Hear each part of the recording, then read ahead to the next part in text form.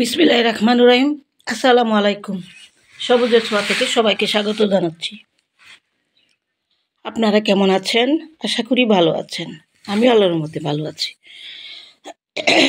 তবে আজকে ছুটির দিন, সকালে ছাদে এসেছি, ভাবছি আজকে কি করব, কোন কাজটা করব। হঠাৎ চোখ পড়ল চন্দ্রমল্লিকার দিকে। চন্দ্রমল্লিকার ফুলগুলো সব শুকিয়ে গেছে। এখন আর চন্দ্রমল্লিকা ফুটবে না। যে দুই একটা ফুটে আছে সেগুলোও শেষ হয়ে যাবে। আর গাছগুলো কেমন যেন মরা মরা হয়ে পাতা শুকিয়ে একেবারে ফুলগুলো মানে পুড়ে গেছে। মানে অনেক দিন ফুটেছিল। শীতের শুরুতেই কিন্তু আমার চন্দ্রমল্লিকা ফুটে গিয়েছিল, যার কারণে এখন সেই ফুলগুলো এখন আর নষ্ট হয়ে গেছে, আর নতুন দুই একটা ফুল ফুটতেছে। তো যার কারণে এখন ভাবলাম যে চন্দ্রমল্লিকা গাছগুলোকে একটু কাটিং করে দেই এবং সংরক্ষণ করে রেখে দেই আগামী বছরের জন্য। সেই জন্য ভাবলাম যে এই কাজটাই করি বসে বসে। অন্য কোনো কাজ এখন আর নাই আপাতত।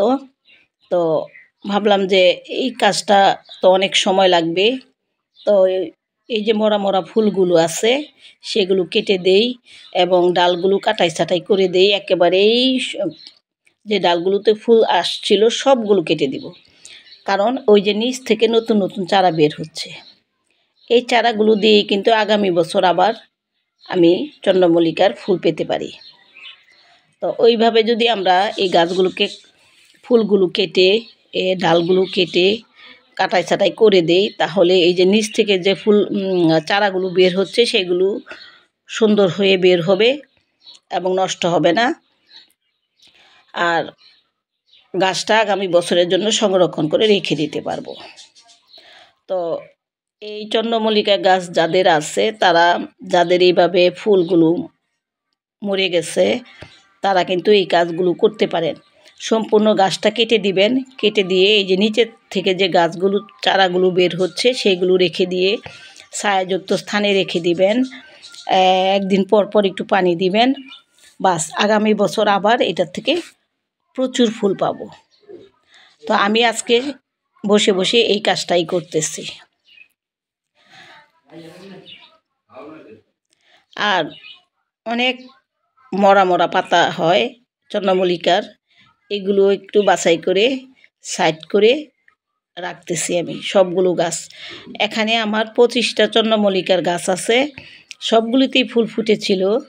তো এখন আর ফুটবে না, সেই জন্য এগুলোকে একটু কাটাই ছাঁটাই করে আগাছা বেছে ময়লা মরা গাছ ফেলে দিয়ে সুন্দর করে পরিপাটি করে গাছগুলোকে আবার সংরক্ষণ করে রেখে দেব। তো দেখতে থাকুন আমার ভিডিওটা। আমি চন্দ্রমল্লিকা গাছগুলোকে কিভাবে সংরক্ষণ করে রাখবো, সেটার পদ্ধতিগুলো কিভাবে করে করে রাখতেছি আমি, এগুলো সমস্ত ডালগুলো আমি কেটে দিব, কেটে দিয়ে তারপরে এইভাবে রেখে দেব।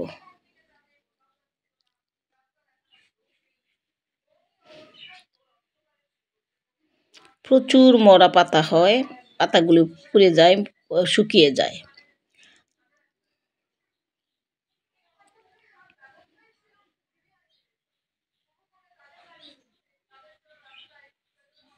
যেগুলো মোটামুটি ফুল ফুটবে আরও কিছুদিন, সেগুলোকে একটু রেখে দিচ্ছি। আর যেগুলো একেবারে ফুটা শেষ হয়ে গেছে সেইগুলোকে একেবারে সম্পূর্ণভাবে কেটে দিচ্ছি গাছগুলোকে।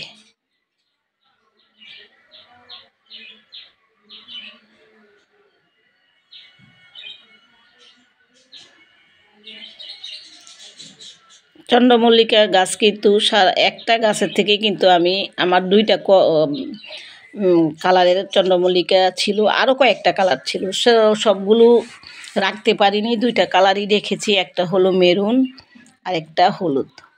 তো এখন মেরুন আর হলুদই আছে, অন্য অন্য কোনো কালার নাই, সাদা নাই, গোলাপি নাই।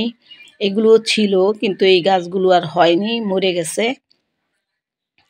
তো এই দুইটা কালারই ছিল। তো এইবার শীতে কিন্তু কোনো ফুল আমি ছাদ বাগানে বসাই নাই সবজির কারণে, কারণ এইবার সবজির প্রতি একটু ঝোঁক নিয়েছিলাম, সবজি গাছ বসিয়েছিলাম, লাউ, টমেটো, ফুলকপি, পাতাকপি, অন্যান্য শাকসবজি এগুলো বসিয়েছিলাম, যার কারণে শীতের গাছের প্রতি আমার খুব একটা আগ্রহ ছিল না। আর পুরনো গাঁদা গাছ কিছু ছিল আমার, সেইগুলোও এখন ফুল ফোটা শেষ হয়ে গেছে, গাছটা কেটে ফেলেছি। এখন শীতের ফুল বলতে কিছুই নাই, শুধু আছে কেলাঞ্চু ফুটে আছে, আর কিছু কয়েকটা চন্দ্রমল্লিকা, আর মাঝে মাঝে দুই একটা গোলাপ ফুটে। আর সারা বছর যে গাছগুলো আমার ফুল ফুটে থাকে সেগুলো তো আছেই, জবা, তারপর এই সিজনে কিন্তু আবার বাগান বিলাসটা ফুটে আছে, তারপর কাঁটামুকুট, কাঁটামুকুট তো সারা বছর ভরেই ফুটে। এইগুলোই আছে আর কি আপাতত। ওই যে দেখুন নিচ থেকে কিন্তু গাছগুলো বের হচ্ছে। এখন উপরের গাছগুলো যদি কেটে না দেই তাহলে নিচের গাছগুলো সুন্দরভাবে বেড়ে উঠবে না। এই গাছটা কিন্তু কাটাই ছাঁটাই করে দিয়েছিলাম, এই যে আবার এখন নতুন নতুন পাতা মেলতেছে, আবার ফুলও ফুটতেছে। তো এই গাছটা আবার পরে কাটবো, ফুল সম্পূর্ণ গাছটা পরে কেটে দিব, এখন আপাতত রেখে দিয়েছি।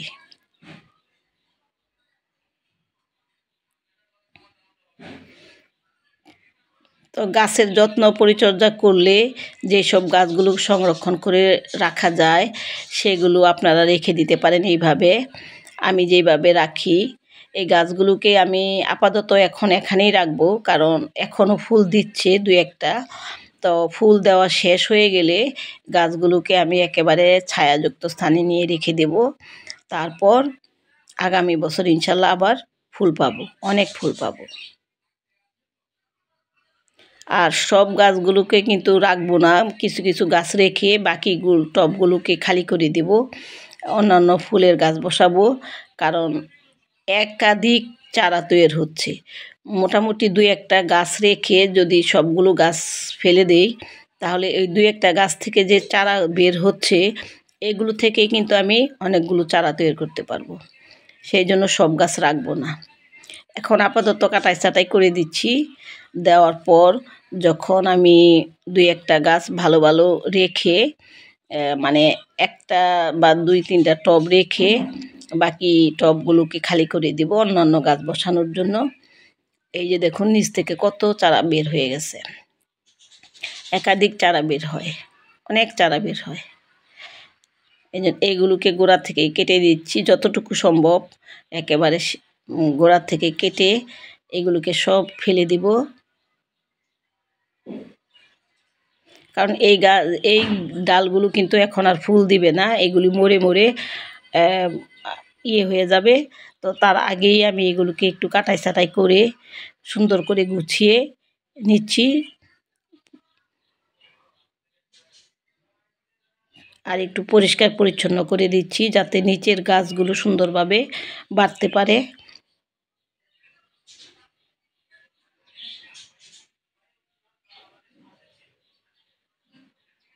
ভিতরে মরা পাতা, অনেক ময়লা আবর্জনা জমে গেছে, নতুন নতুন আগাছাও বের হয়ে গেছে, এইগুলো একটু পরিষ্কার করে দিচ্ছি।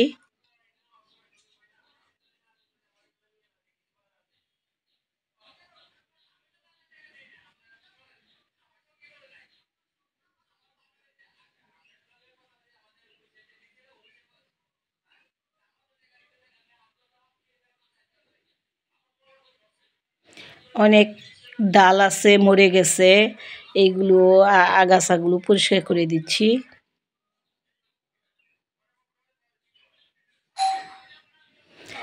আসলে বাগান করতে গেলে বাগানের পরিচর্যাটা কিন্তু খুব বেশি গুরুত্বপূর্ণ। একটা গাছ বসালাম, সেই গাছের যদি পরিচর্যা না করি, যত্ন না করি, কিন্তু গাছ কিন্তু বড় হবে না, গাছ আপনার ফুলও দিবে না। তো সব কিছুরই কিন্তু একটা পরিচর্যা আছে, যত্ন আছে, তাই সেগুলো সব সময় সময়ে কাজ সেইভাবে করতে হয়। তো আমি কিন্তু সেইভাবেই করি। এই যে এই গাছগুলো ফুল দিবে মোটামুটি এখনও আছে, সতেজ আছে, এই গাছটা খুব বেশি একটা কাটবো না, খালি আগাছাগুলো পরিষ্কার করে দিচ্ছি গোড়ার। মরা মরা পাতাগুলো ফেলে দিচ্ছি।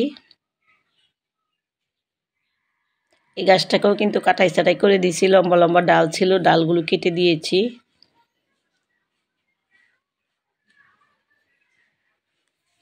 কিছু বড় বড় বড় টবেও কিন্তু চন্দ্রমল্লিকা বসিয়েছিলাম, তো সেগুলো ফেলে দিব। সেই বড় টবে বড় গাছ লাগাবো, যেগুলি স্থায়ী গাছ, ফলের গাছ বা ফুলের গাছ, স্থায়ী যে গাছগুলো মানে সারা বছর মানে ফুল দেয়, বড় গাছগুলো। আর এইগুলো তো ওয়ান টাইম শীত সিজন, তো এইগুলোকে ছোট ছোট টবে আগামীতে বসাবো, যাতে ফুল দেওয়া শেষ হয়ে গেলে আবার টবগুলোকে আবার নতুন করে সাজাতে পারি। আর বড় টবের গাছগুলোকে একেবারে সরিয়ে টবটা খালি করে ফেলবো, ওই টবে অন্য কোনো বড় ফুলের গাছ বসাবো। এই যে এই গাছগুলো কাটা ছাটাই করে একেবারে ইয়ে করে দেব, নিচের যে গাছগুলোর চারাগুলো তৈরি হচ্ছে সেইগুলো যেন বড় হতে পারে।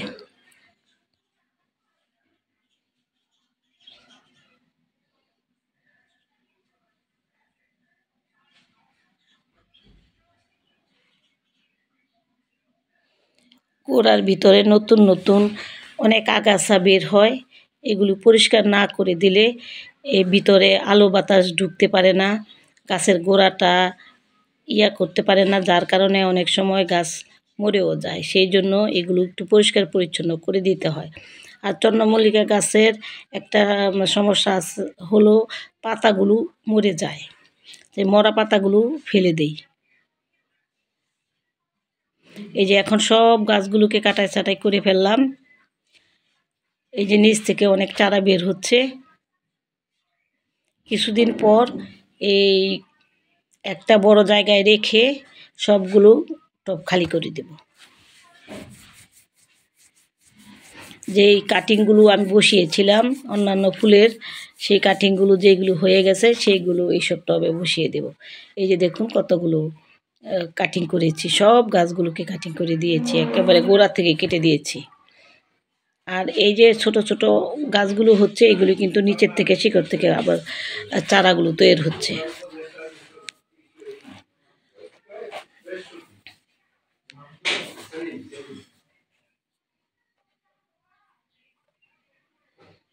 আপনারাও এইভাবে চন্দ্রমল্লিকা গাছ সংরক্ষণ করে রেখে দিতে পারেন আগামী বছরের জন্য, তাহলে দেখবেন আবার আগামী বছর ফুল পাবেন, কিনতে হবে না নার্সারি থেকে বা কোথাও থেকে।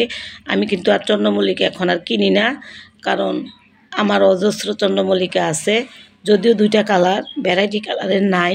তো আগামী বছর আবার ভেবেছি যে কিছু ভ্যারাইটি কালারের চন্দ্রমল্লিকার চারা কিনবো, কিনে বসাবো, তারপরে সেখান থেকে যদি চারা তৈরি করতে পারি এইভাবে সংরক্ষণ করে রেখে দেব।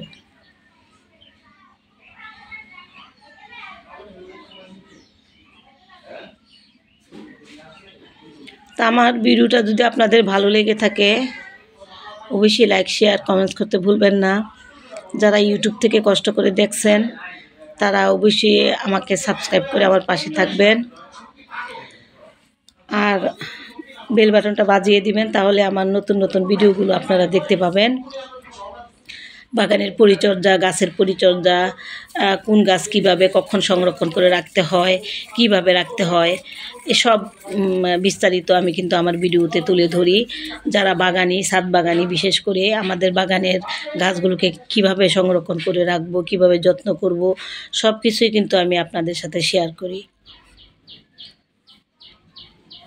তাহলে আজকে এই পর্যন্তই। ভালো থাকবেন, সুস্থ থাকবেন, সবুজের ছোঁয়ার পাশে থাকবেন। আল্লাহ হাফেজ।